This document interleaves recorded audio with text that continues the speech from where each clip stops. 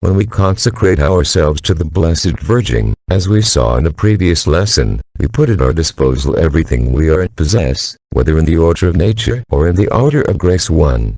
Body and soul, external goods, all sorts of success that is reserved for us, etc. We also give him our inner and spiritual goods, and it is about them that we will talk about in this class, given not only the importance of the subject for the life of every consecrated person, but also the sad diffusion of certain Protestant ideas that, in a way or on the other, they have obscured the real nature of this class of goods in the minds of many faithful.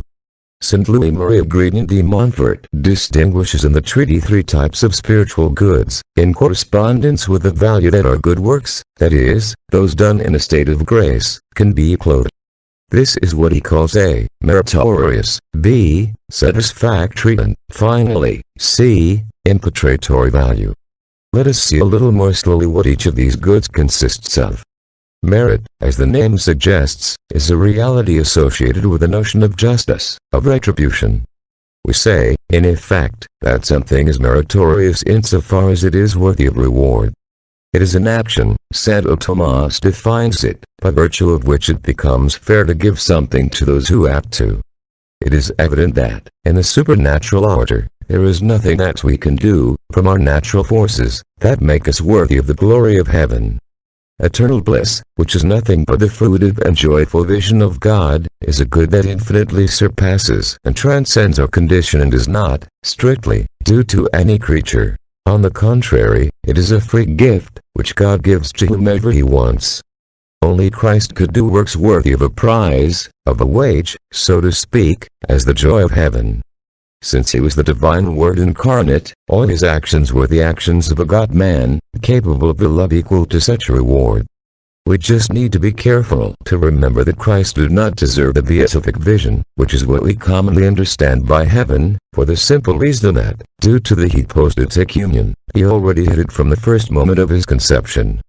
This did not prevent him, however, from earning his glorious resurrection, his admirable ascent to heaven, the glory of the body, being at the Father's right, the exaltation of his name and the title of universal King and Supreme Judge of the living and dead 3. We, on the other hand, could only deserve it if we were given the capacity to do so, that is, if we were given, before any merit, the very special grace that we also deserve. And this was one of the most precious gifts that Christ won for us by his redemptive sacrifice. Our merit, of course, cannot be compared with that of Jesus. His is infinite, universal, cf.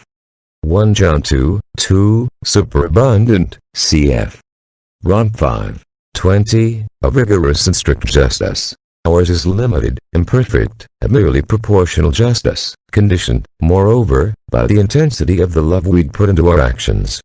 So that the greater our charity in this life, the greater will be the reward waiting for us in heaven. To each one, says the Lord, according to his works. M.ª G 16:27. The satisfactory value, in turn, is closely related to the reality of purgatory. We know from the scriptures that only what is pure and holy can be admitted to the presence of God. It only enters heaven, in other words, who before dying loved him with all his heart, with all his intelligence and with all his being. In heavenly paradise there is no room for divided hearts or blemishes of any kind.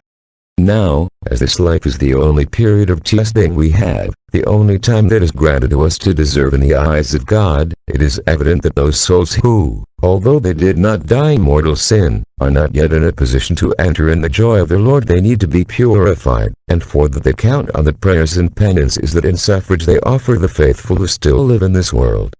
It would be an immense lack of charity to refuse to offer a little relief to these souls as blessed as they are suffering.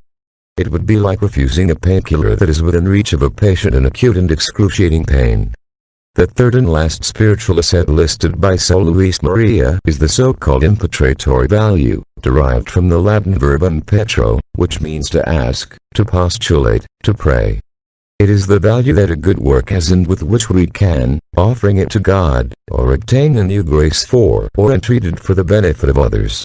We can make sacrifices, fasts, pray rosaries and novenas, attend holy mass, do, at last, all kinds of good works and ask the Lord to apply their value, for example, for the conversion of a soul, for perseverance on the other, for a particular intention, etc. All of this constitutes a spiritual treasure that we can dispose of according to our will and which we wish to offer fully to the Virgin Mary. We will see in another opportunity how to live this surrender, what its consequences and advantages are.